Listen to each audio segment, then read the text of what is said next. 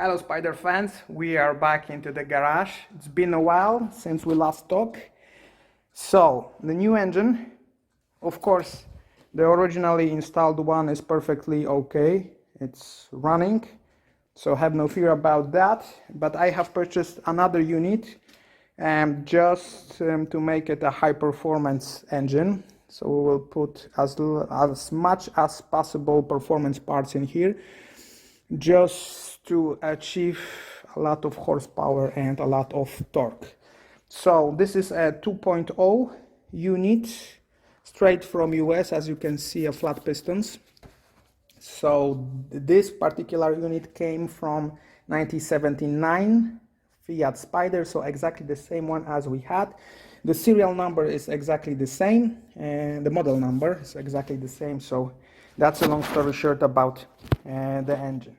And the seller said that it was perfectly running, but it appeared that the crankshaft does not move.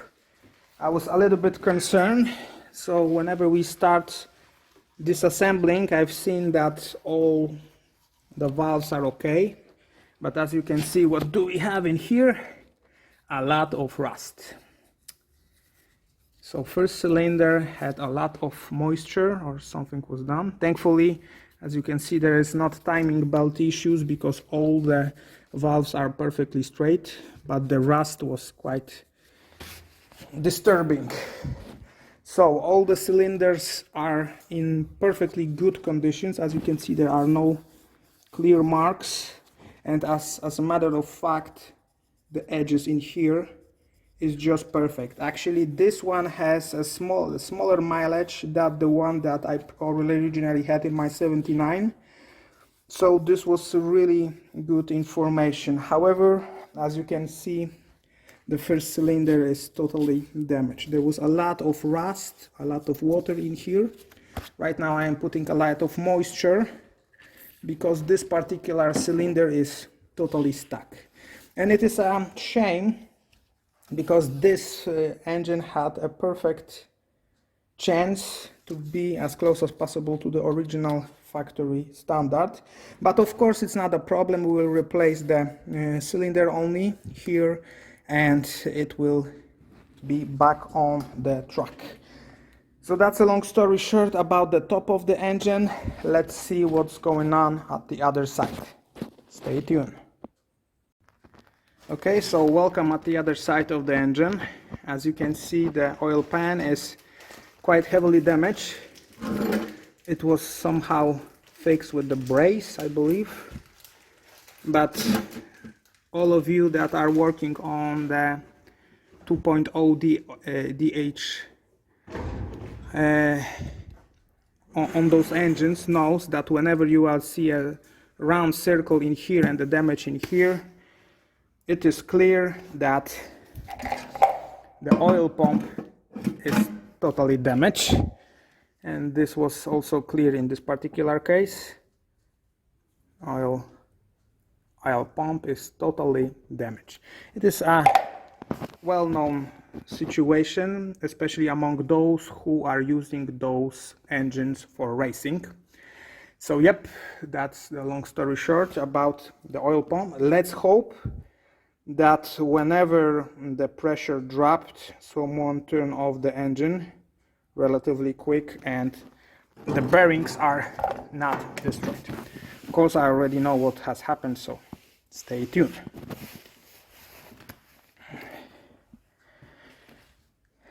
Right now the main bearings are visible and they are surprisingly in an excellent condition. Whenever I found a lot of water in the cylinder number 1, I was afraid that that water was stuck in the oil pan, was filled up in the oil pan, and I will find a total mess in here. A mixture of oil, water, rust, and total annihilation. But as you can see, the situation is really nice. Also the bearings are in excellent condition. The ones that are mainly heavily destroyed, we can call it that way, is the first one and the last one. So that's a natural thing for all inline engines. So as you can see in here, we've got a really small marks of standard work, and another one is on the fourth one. Need to see which one is the fourth one. This is the first. This is the main. So this will be the last one. So yeah, the fourth one in here, and the first one with the smaller bolt in here.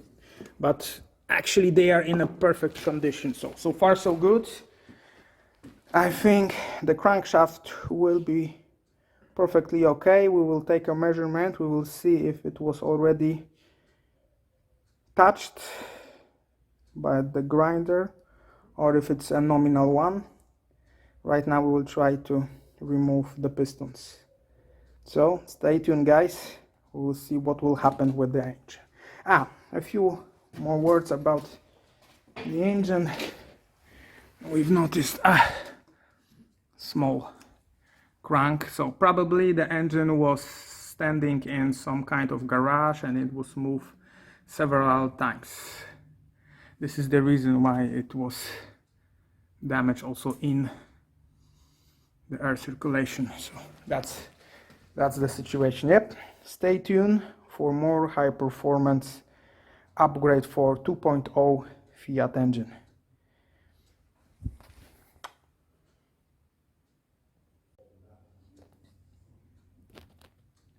Okay, so the crankshaft is off. We have checked all the connecting rods and the bearings. They are much more used comparing to the main bearings. However, it's not a big problem.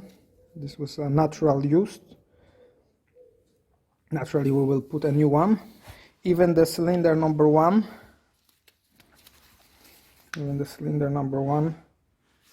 that was fully rusted and fully stuck. It's not that bad. As you can see, at the very top there are clearly some marks that was created by the rust that appeared in the cylinder. But naturally we are going to replace all the pistons for the high compression pistons, so it's not that big problem.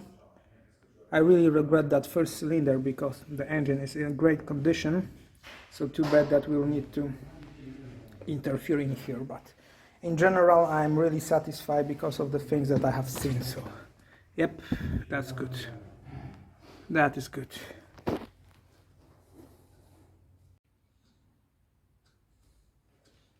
Okay, so on the last bearing we do have distance rings that are placed in here at both sides, and they are creating a proper distance just to prevent the crankshaft from moving from the front to the back and back. So I always mark which one is which. This particular one is a nominal one. As you can see, 3 zeros. We will measure it and maybe it will be good enough to use a nominal one. But definitely I'm going to replace that because as you can see, the one that was on the outside, it is heavily used comparing to the one that was inside.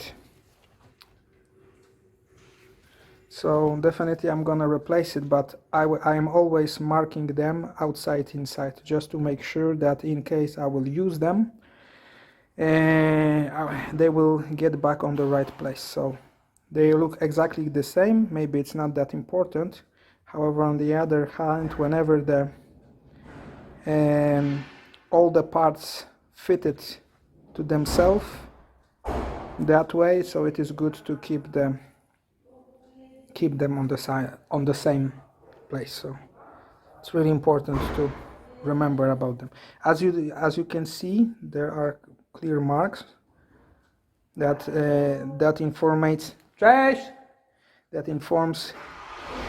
about the size, but this is also a place where the oil goes.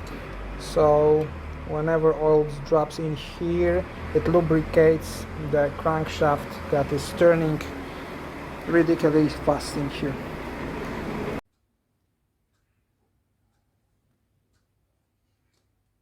Okay, so the engine block is out. As you can see, the cylinders is out as well. So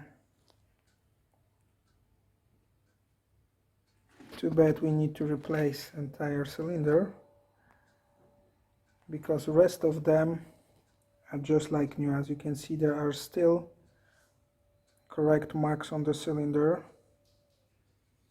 So let's hope that replacing this particular one will do the trick. As you can see, the previous owner was using water as a coolant because there is plenty of rust. The original engine that is installed in our Fiat, the previous owner was taking care of that, and there was absolutely no rust in the water jacket. But in this particular case, as you can see, we need to clean that up. Also remember, whenever you are rotating the engine, not use these two bad boys, because whenever you will lose it, right now it's stuck, almost there. Whenever you will lose it, it's not that easy to replace them, to find the new ones. So there are two of them. They are positioners to the ceiling, to the gasket that you will find underneath the header. So yeah, that's a long story short. A few words about the crankshaft.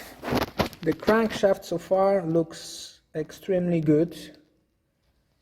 So there is a strong chance that whenever we will measure everything, it turned out that we don't need to do much of a thing with this particular thing. So that's definitely a good thing. So the connecting rods are straight, so probably we will use them. However, the piston will be replaced. The first one, as you can see, it is rusted. And this one is the first one. No, this is the fourth one. I'm lying to you. Which one is the worst? This one is the first one. No, it's a third one.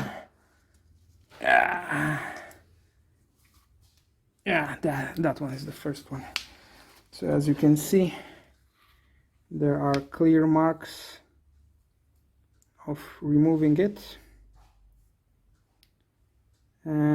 So definitely we will need to replace that. So I'm not gonna cry for that, because I am planning to use high compression pistons to this bad boy.